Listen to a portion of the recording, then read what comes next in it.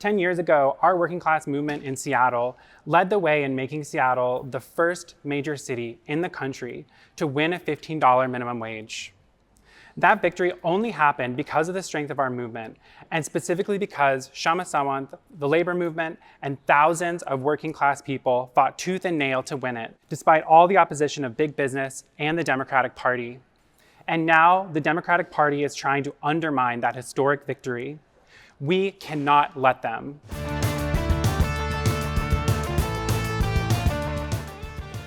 Thank you all for being here.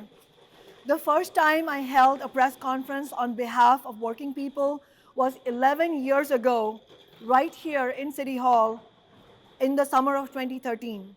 Our socialist-led campaign for City Council was here along with the NAACP and union members to fight for the $15 an hour minimum wage. That was our election campaign's flagship demand.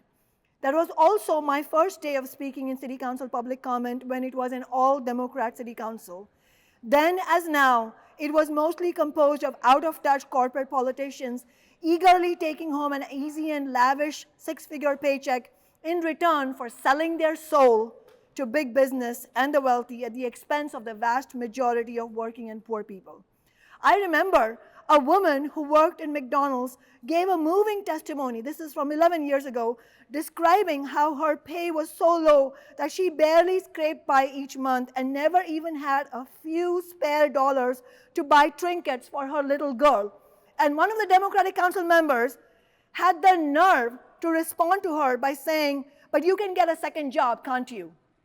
We defeated those rotten politicians and their corporate paymasters. Now Seattle has the highest minimum wage of any major city in the country, thanks to our movement's historic victory, as Joan said, a victory which set off a wave of similar laws being passed around the country and even led to putting the $15 an hour demand center stage in the 2016 presidential election.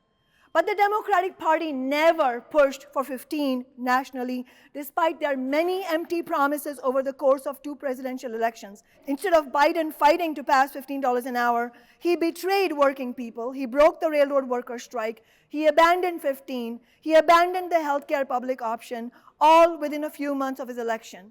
As of last week, instead of $15 an hour, the federal minimum wage has been literally unchanged for 15 years and remains at an appalling $7.25 an hour.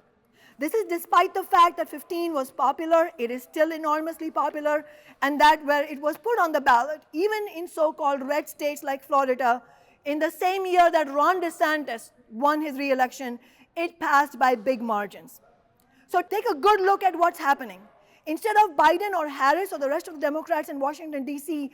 raising the wage nationally to build on our historic victory, what we see are corporate Democrats in Seattle attacking our $15 minimum wage law and trying to roll back history. Democratic council members, led by District 3 Councilmember Joy Hollingsworth, are attempting to permanently freeze a lower tier minimum wage for well over 200,000 workers. In addition to creating a permanent 2-tier wage system, the Democrats' bill would actually threaten to lower wages by $1 per hour for workers who receive commissions or piece rate pay. This is a blatant attack on Seattle's working people, and we need to fight back. And make no mistake, this is just the beginning of the attacks from big business. If this is allowed to pass, we will see more attacks on 15 nationwide. We've already heard they intend to attack many of the historic renters' rights laws that our movement and our social city council office won here in Seattle just over the last decade. At the time it became clear that 15 would pass in Seattle, the corporate Democrats tried to pretend it was their idea all along. Former Mayor Ed Murray even pretended it was the culmination of his childhood dream. In reality, we won 15 despite the corporate Democrats and despite the massive opposition of big business and the billionaires. We did have the support of 2 progressive Democrats at that time, Council members Nick Licata and Mike O'Brien. It is very good that I have been in communication with both of them and that Councilmember Nick Licata is sending me a statement that we can read at this press conference. It is very important to have them with us to stand against this attack. To defend against the attacks on 15, we need to look back at how it was won in the first place. $15 was won through a united front between socialists, labor unions, and rank-and-file workers.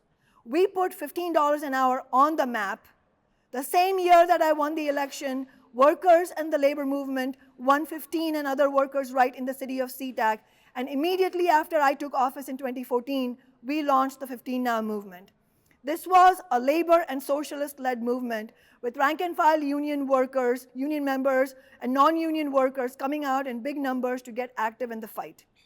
15 Now held a series of mass organizing conferences, rallies, marches. We launched neighborhood action groups. We built the strongest possible movement. We launched a ballot initiative for $15 minimum wage. We threatened that if the Democrats on the city council didn't pass a strong 15 in council chambers, we would pass one at the ballot. It was in the context of all this, with the whole nation watching, that Democrats decided it was a bad look for them to stand in the way. And keep in mind, only Councilmembers Licata and O'Brien supported 15 up until that point. The rest of the Democrats made a strategic, cynical decision. They did not feel they could fully oppose 15 because of the strength of our movement and the credible threat of the ballot initiative. But what they did do was try to water down that legislation in every way possible. Our movement and my office won against many of those loopholes. We won inflation adjustment. But these corporate Democrats did succeed in some ways, including a series of long phase-in periods. During those phase-ins, businesses were allowed to deduct any tips and benefits from workers' hourly wages. We fought against that loophole. Tipped workers work really hard for their tips, and it's not acceptable to keep them at a lower tier minimum wage, especially when you consider that people of color and women workers are the most affected. But big business eventually won that loophole, unfortunately, because of the betrayals by the corporate Democratic Party council members. Now these Democrats want to make that loophole permanent. If they succeed, they would prevent wages for these workers going up by $3 or more per hour to finally catch up with other workers in Seattle. And let's be clear, any worker making just the minimum wage in Seattle is still struggling, as workers are struggling everywhere around the country. The cost of living crisis is unprecedented. Last year, the City Council Democrats betrayed working people by voting against the rent control legislation from my Socialist Council office. This shameful bill today would also allow employees who work on commission to be paid the Washington State minimum wage rather than the Seattle minimum wage, as long as their commission plus any bonus makes up the difference. In other words, in addition to creating the permanent two-tier system, the bill would actually threaten to lower wages for, as I said, by $1 an hour. Imagine your boss telling you that you're losing $1 in wages because the Democrats voted to cut your pay. As we said at the time, workers and progressive small businesses should fight together against big business, which ruthlessly targets both. Specifically, we called for a tax on big businesses to support any small businesses who genuinely needed help transitioning towards the new minimum wage law. We also, for that matter, brought forward all kinds of legislation to support small business, including commercial rent control. But this Democratic Party, which claims to be some sort of champion for small business, never supported any of that. Now, thanks to our Tax Amazon movement, we do have the Amazon tax, which is a tax on big business. If these Democrats are truly worried about supporting struggling small businesses, they could simply expand the Amazon tax to support the small businesses who open their books to show that they need help.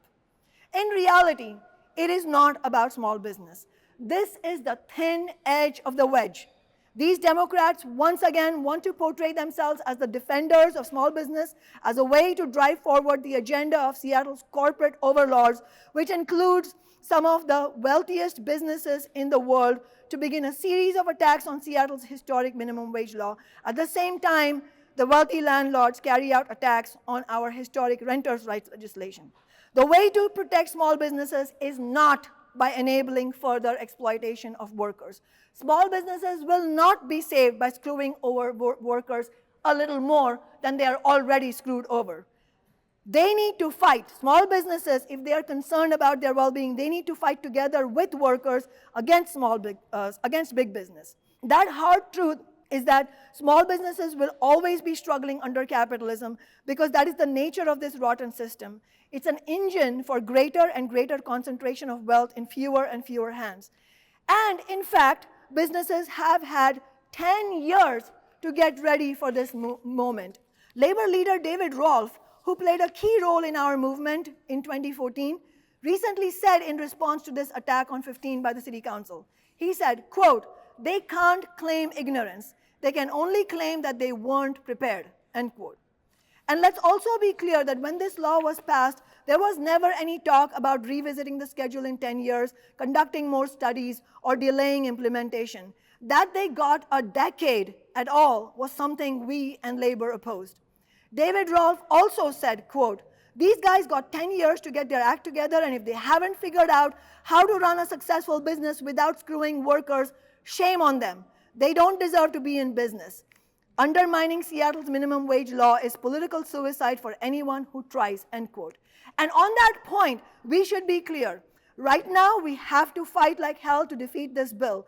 But the Democrat who introduced this bill and any others who vote yes on it should be brought down in the next election, whether or not this bill passes. We cannot allow disgraceful attacks on workers like this bill to go unanswered. In fact, if Hollingsworth wants to have any political future, she should withdraw this bill immediately and apologize to our city's workers. She should not have introduced this in the first place. Hollingsworth pretended to be a friend of Labor in her election. She made lots of promises, and she got a number of union endorsements and union donations. For the 1,000th time, we can see the Democratic Party is absolutely no friend of Labor. Working people need a new party. This is why my organization, Workers Strike Back, is fighting for a new party, not just here in Seattle, but across the country. Working people need to get organized independently of these two bankrupt parties of the bosses. Scandalously, these Democrats are trying to justify their legislation based on the COVID pandemic. They say that when the city's minimum wage law made the two-tier system temporary, it, quote, "did not contemplate or account for such a pandemic or such levels of inflation," end quote. This is from the bill. They say this alleged oversight requires immediate intervention from policymakers.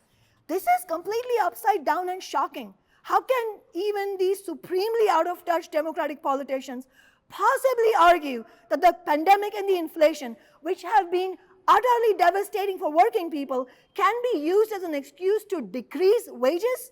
To get a sense of who is really pushing for this attack on 15, consider Chad Mackey, who owns the upscale El Gaucho chain that sells $90 steaks and wine bottles that cost $1,300. He is a Republican donor, and he was also one of the biggest donors to the Forward Seattle initiative, which attempted to repeal the $15 minimum wage back then. Companies like his are the ones that want to pay workers less, not small business owners like Shirley Henderson, who is here with us today. We're not going to stand by while the Democrats carry out this vicious attack. We are reassembling the forces of workers, socialists, and the labor movement. I have messaged well over 100 labor leaders in the Seattle-King County area to invite them to the rally Workers Strike Back is organizing this Sunday, and I have also contacted Councilmember Morales to stand with us. We will be doing everything possible to build the strongest movement, a united front, against this and other attacks this city council and big business are trying to carry out. If you want to join us in fighting back, please come to our Sunday rally, and please get involved in Workers Strike Back. And the rally is Sunday, August 4th, 1 p.m., right outside City Hall on the 4th Avenue side. Thank you. Hey, my name is Margot, and I'm the cinematographer and editor for On Strike.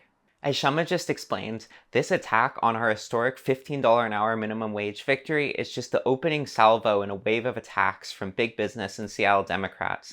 They're trying to claw back the victories that working people won over the past decade through our socialist city council office. And if this attack passes, corporate politicians all over the country are going to use the opening to wage their own attacks on minimum wages and living standards of workers in their cities. We can't let this happen. If you're in Seattle, please come out to our rally this Sunday, 1 p.m. outside City Hall to show the City Council Democrats that we won't take this attack lying down. RSVP with the form at the top of the description if you can make it, and invite your coworkers and your union or organization if you're in one. Even if you're not in Seattle, you should RSVP if you can tune into the rally through live stream, and you should share this video and invite anybody you know in the Seattle area. And regardless of where you live, you should send a video or an email to Seattle City Council to let them know that you stand with Kshama Sawant, Workers Strike Back, and workers and socialists in Seattle in opposing this shameful attack on the wages of working people everywhere. This attack shows once again why we need a new party for working people, one that actually represents us and won't stab us in the back. If you agree, and if you want to get involved in future struggles like this one, you should subscribe to On Strike And also go to workersstrikeback.org to become a member of Workers Strike Back. Thanks for watching, solidarity, and see you on Sunday.